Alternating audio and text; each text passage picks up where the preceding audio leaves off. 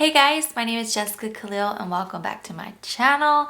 I am a new mom. I just had a baby a month ago. I had my little baby Rio and she was so perfect. She is so perfect. She weighed 7 pounds 15 ounces. Oh my gosh, you guys.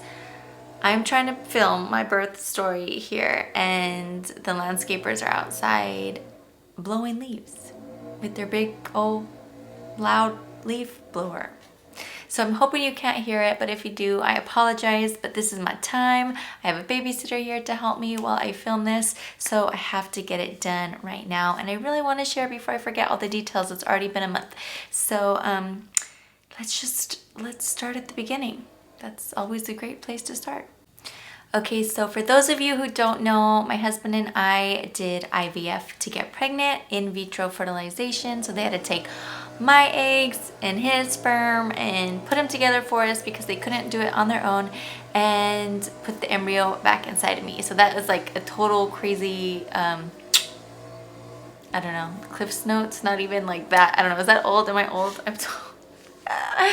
I'm so old. Anyways, so we needed a little help to get pregnant, but we did. So I have a little baby girl now. I keep going back and forth, okay, because these leaf blowers are driving me crazy outside. Okay.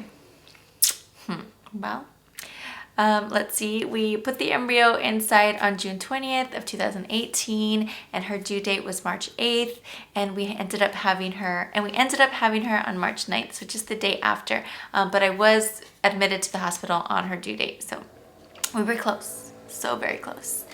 So for those of you who don't know this either, me and my husband, well, really mainly I wanted to do everything natural, and I wanted to do hypnobirthing. And I started taking hypnobirthing classes because I wanted everything to be beautiful and wonderful and seamless and effortless and swift. I wanted a swift birth like everyone else does. And I tried really hard to achieve that. I ate really well. I always kept positive thoughts in my mind and did a lot of hypnobirthing exercises, and I had a hypnobirthing coach that helped me. And if you don't know what a hypnobirthing is, look it up. It's really awesome. It's basically just instinctual birth, the way women have given birth for thousands of years, you know, before there were any medicine or pain medicine or any like interventions. So and I just wanted to do everything natural. That's the way my mom did it, and that's the way my sisters have done it, and I kind of wanted to follow in those footsteps and kind of experience everything and get to feel everything. Well, that's not how it went down for me. And that was really hard for me because my labor took a turn, many turns, and in directions that I was not prepared for or wanting. And obviously you can't plan for this. So this is a lesson to everybody. You can plan it as best as you can possibly plan it, but also be open-minded because your birth may not go according to your plan, like mine did. So also trigger warning, if you are pregnant right now or close to your due date and you don't want to hear any negative experiences or traumatic birth experiences, like I didn't want to hear any when I was getting close to my birth, because I didn't want anything to irritate or kind of make me dwell on anything negative. So if you are close to your birth, scratch this video, don't watch it, wait till after you have your baby and then come back and watch it if you want to. But just to kind of clear your mind of anything kind of negative. I didn't want it to be negative. Well, let's see. Okay, so my water broke on March 8th in the morning. It was Thursday night, midnight, and oh gosh, my eyes are already watering. Oh, you guys, this is gonna be awful. Okay, you guys are just gonna have to ignore that, but my black eyeliner is totally going up. And that's just been an issue of mine since I got pregnant, and I was hoping it would go away now that I have my baby, but it's still there. Okay, and the horn blower is still going. I mean, the leaf blower is still going, but it sounds like a horn blower. Okay, so my water broke not like in the movies. So I wasn't sure if it was. So it was Thursday night going into Friday. So at midnight, me and my husband were sleeping, and I just felt like, I was like, oh no, did I pee a little bit in bed? I wasn't sure exactly. So I went to the bathroom and then got all situated, then went back to bed, and about, I don't know, like an hour later, I felt another like rush of pee, like I peed on myself, and I was like, oh my gosh, but it wasn't a lot, it wasn't a gush, a rush of fluid, nothing. And so I went back to the bathroom and then got situated, went back to bed. An hour later, some more liquid came out. I'm like, what the heck is going on? So finally in the morning, I told my husband, I said, hey, I don't know if I just like was peeing all night long or what, but I better go get checked out and see if this is like my water that has broke. And so, oh my gosh, it's gonna drive me absolutely crazy. And so Friday morning about 9 o'clock, so Friday morning about 8 o'clock, I called my doctor in my clinic, and I talked to a nurse, and I told her kind of what happened. And she said, if I soak up a whole pad within 1 hour of liquid, then I need to come in because that is a sign that my water has broken. Well, that happened. So I went into the clinic, and my doctor actually wasn't working that day. So I had another doctor, and they did a cervical exam, and she said, girlfriend, you are 3 centimeters dilated and your water is broke. I want you to go home, grab your hospital bag, grab the baby bag, grab your husband, and go to the hospital. So this was March 8th. I'm so happy. My plan was to labor at home, and the only reason why I couldn't labor at home was because my water had already broke. So because of that, I had to go and get admitted right away. My plan was just to stay home all day and kind of labor, do everything natural, just with my husband, sit on the birth ball, take a bath, listen to music, get my feet massaged. Like that kind of was my plan for my labor day. It's funny, Labor Day, the day of my labor. And but that was my first plan that went out the window because my water broke. So the doctor said I needed to get to the hospital because anytime your water breaks, there's always a risk of infection. So they need to keep you monitored and possibly give you antibiotics. So I went to the hospital, and so I checked in about 11:30. Wait, when I came home to get my hospital bag, I got like fully glam. I did my makeup, and I was so excited, and I was like singing, and I got my cute outfit and my cute hospital robe that I bought, and I just was so excited. And so left eye is going to be the death of me. Ugh, I'm so sorry. Okay, so now I'm just wiping off my makeup on my hands because that's what you gotta do. All right, so then I get to the hospital, we check in, and I'm just feeling so good. I'm not in pain. I am feeling little contractions. I have my doula with me, my awesome doula. Her name's Marissa, and she actually became my postpartum doula too for 3 weeks after. So she's been such a lifesaver. I can talk about that later. But we check in, and the doctor came and checked me out again. They said, you're still 3 centimeters, but there is a little balloon pocket of your water still that hasn't fully broken yet, and we want to give you some time to see if it'll break on its own, but if it doesn't, we're gonna have to go ahead and break it for you. And I'm like, okay, well, I didn't want any interventions, but if that little pocket of water needs to come out, then it needs to come out. So I stayed in the hospital room for a few hours. I'm in there the whole time, but it's just a few hours have passed. Then they come back and check if I'm dilated anymore, and I'm still at 3 centimeters. So this is like halfway through Friday at this point, which was my due date. And then my doctor said, okay, it is time to break that little pocket of water, pillow of water. And so they went in there and kind of take this little scraper, and it pops that water.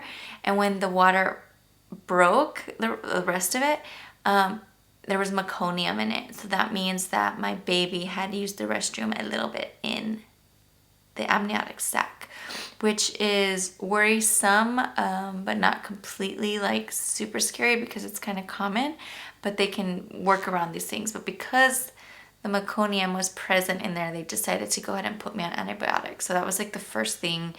The second thing that was like an intervention that I didn't really want to happen, but I knew I had to because if my baby was at risk or I was at risk, I had to do what I had to do. So then they left me alone for a few more hours and came back, and they checked me again, and I still was 3 centimeters. So at this point I had gone almost a full day only at 3 centimeters, and I wasn't really progressing from there. So at that point, we started talking about Pitocin, and I did not want Pitocin. I did not want Pitocin. So Pitocin is I guess like a hormone. Yeah, it's like oxytocin that your body naturally produces when you go into labor. It really helps your cervix open up and dilate.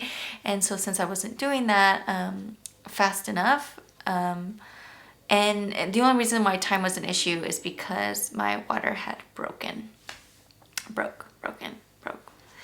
Anyway, so they started putting me on very slow drip of Pitocin, and then I really started feeling the contractions like crazy. And in hypnobirthing, you don't call them contractions, you call them surges or waves, because you want to keep everything positive and like lighthearted and like very natural and naturistic, and like, okay, there's this surge coming, you know, but medical terms is like the contractions or contractions.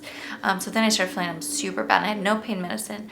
And it just got really, really bad. So throughout the whole night, I was having the contractions, and I'm calling them contractions now because now we've switched over. We've like gone over to medical terms now, and hospital stuff and intervention. So now I feel like we've entered the big leagues. And I think I had gone into 5 centimeters maybe by morning, but throughout that whole night, it was intense. I had my doula, I had my husband, I had my stepdaughter, and they were all just helping me get through it. And I was in a ton of pain. I couldn't even sit down because her head was so low, like right in my pelvis.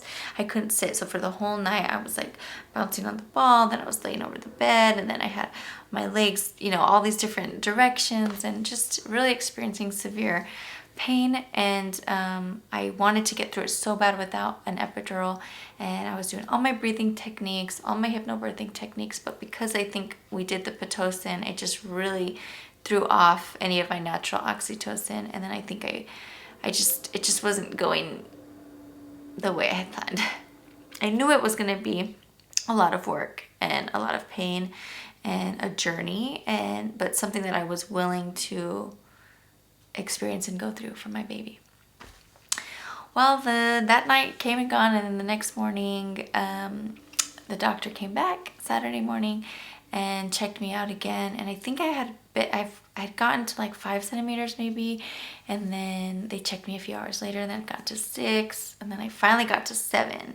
And so we were feeling really good that we were going to have the baby naturally on Saturday. And then the nurse came in, and she said, I am going to go in there with my hands, and I'm not going to be nice, and I'm going to really work around and try to open up your cervix because it is taking a really long time, and we always have to be careful of infection.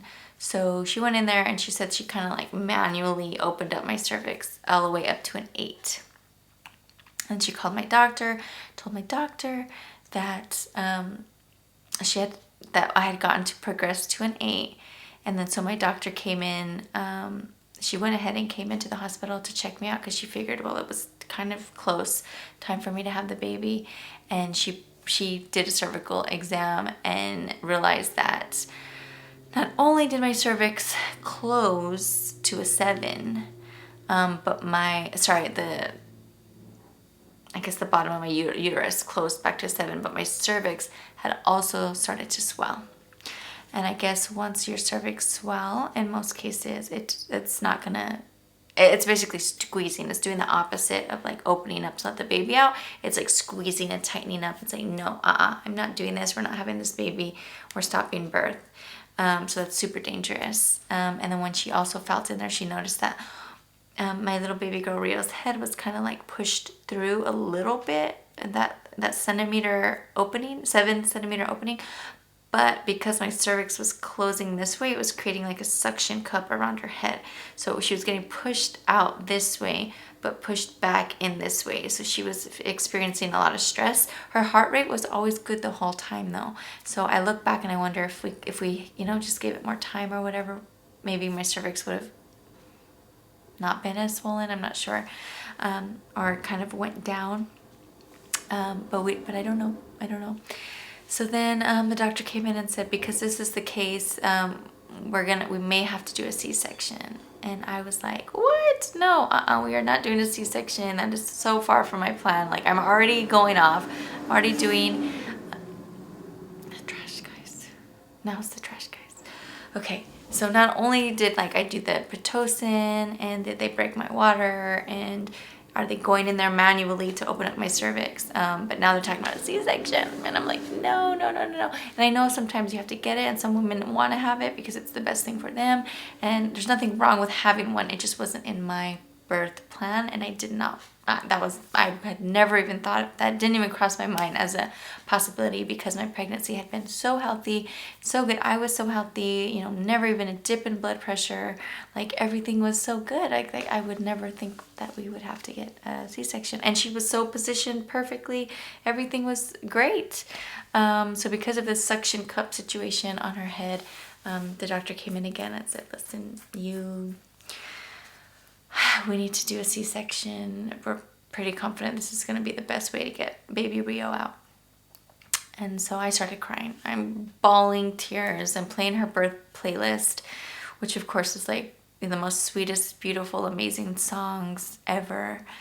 And just super like emotionally charged as far as being a mother. And I just like, and my whole life just like flashing before my eyes. I'm like, I cannot believe that this is happening. I mean, a C-section is major surgery.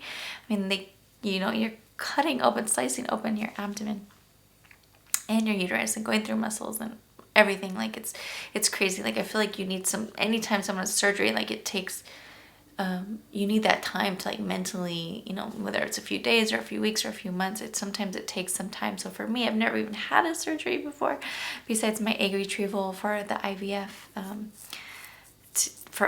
So this was like super intense for me and I was just bawling and crying on the bed and I was just looking at my husband and I'm like, I can't believe this is happening. And he said, you know what, the doctor knows best.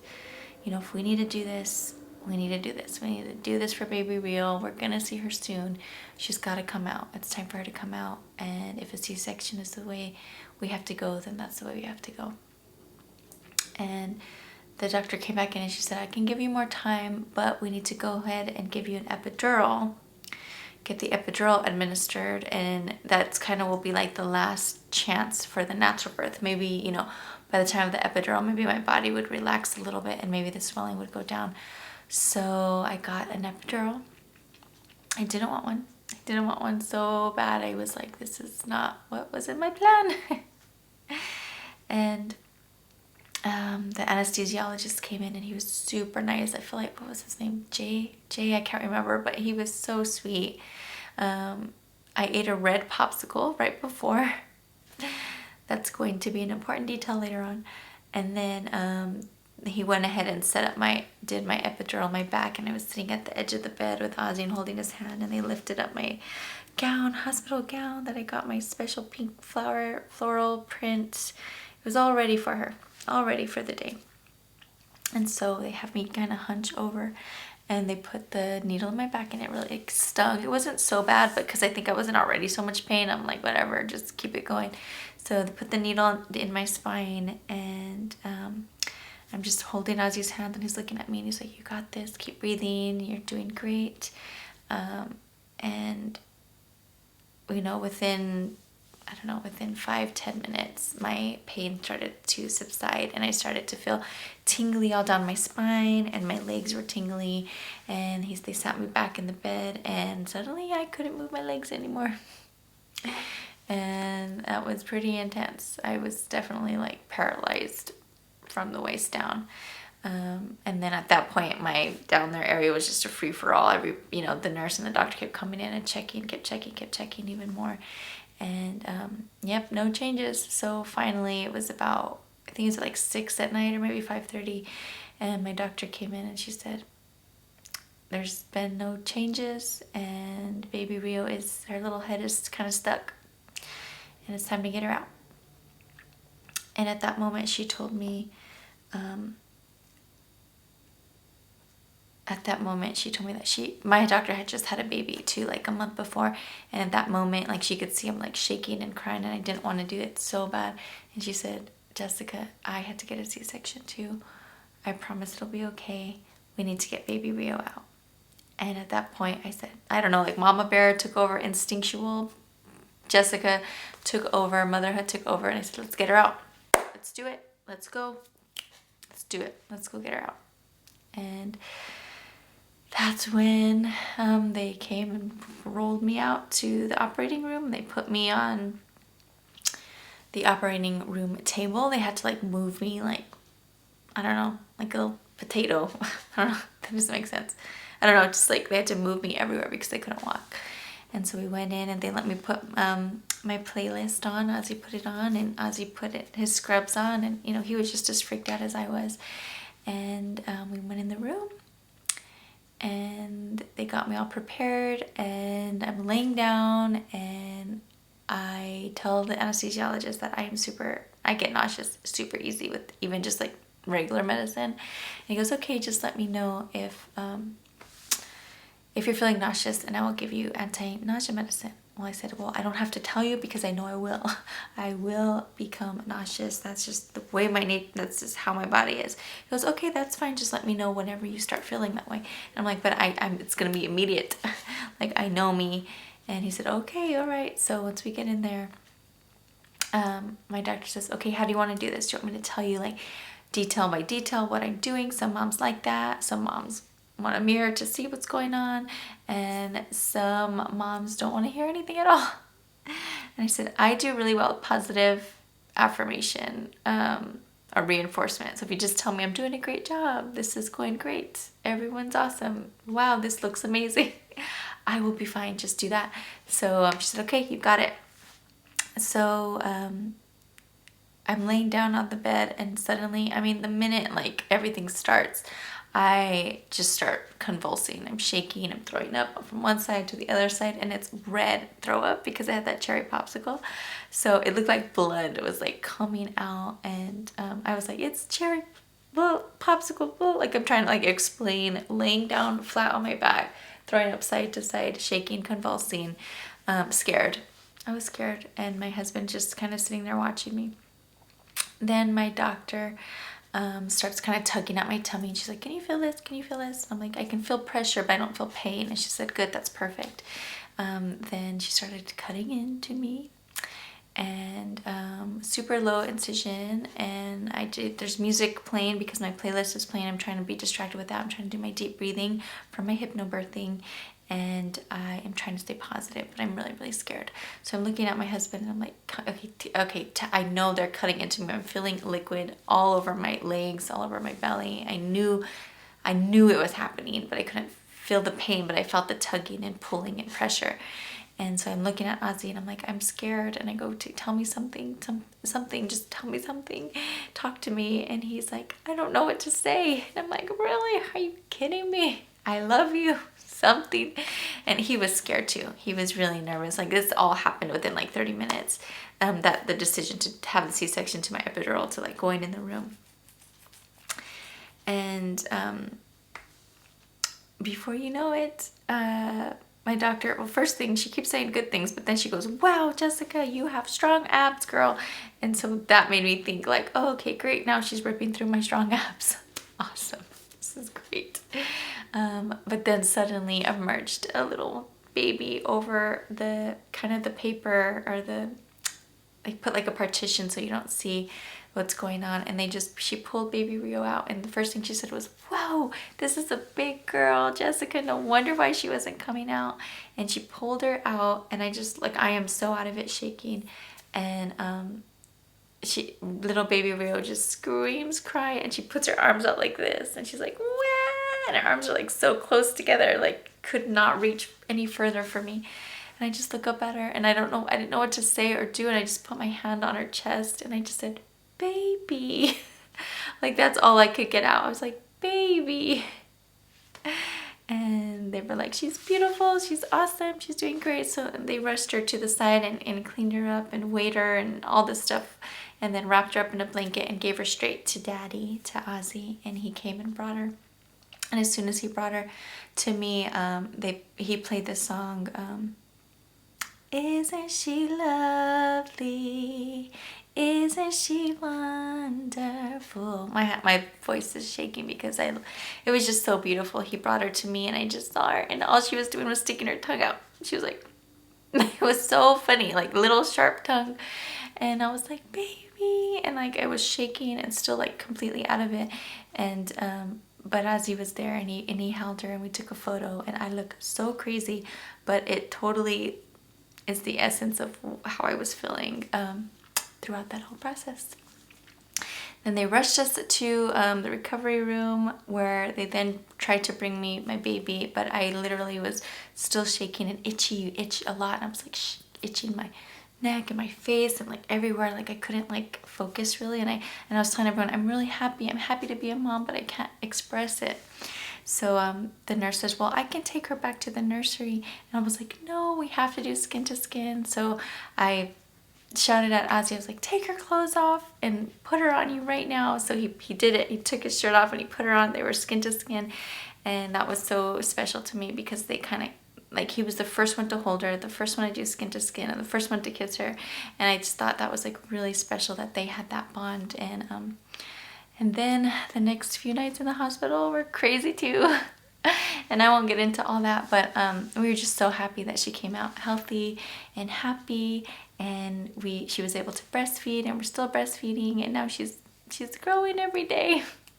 And her little umbilical cord came off, and I don't know, she's so perfect and so sweet and so lovey. And I just kind of wanted to get the story out, and I know I'm talking really fast, but I'm doing that because my nanny needs to go. And I wanted to go ahead and get this filmed, but I will add in little clips of when I was going through everything to this video, so you guys can get a better idea. And then I will add some clips of me and baby Rio, because I'm pretty sure she's asleep right now. Whew, I'm sure I missed a lot. It was a long 30-some hour labor. I did it all without meds until the very end, and that's okay. And that's okay. I think that was my biggest lesson, that life does not go according to plan all the time. It can sometimes, but I just need to be really thankful that we were able to have her and deliver her, and have a great hospital and great doctors, and a great husband and support system and doula. And my stepdaughter was there, and she was so awesome, really supportive. And we made it home alive. We went as 2 and came back as 3. Okay, you guys, I went and got little Rio from her nap. I had some lunch and switched up my lip color. And I wanted to introduce you all to little baby Rio. She's so sweet, so awesome.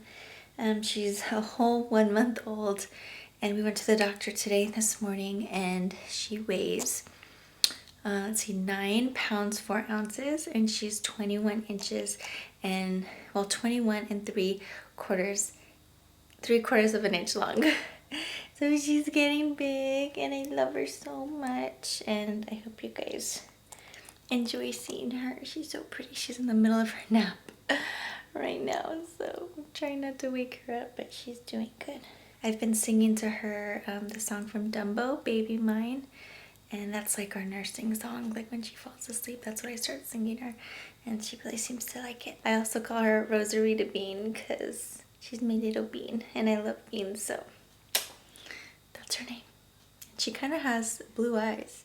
So I don't know how long they'll stay blue, but they're blue. Oh, baby girl. So thank you so much for watching this video. I love you guys so much. I'm hoping to, as Rio gets older, start incorporating her in some of these videos, and just, I don't know, just kind of showing her off a little bit. I hope she's into makeup. So far, she doesn't really love the camera.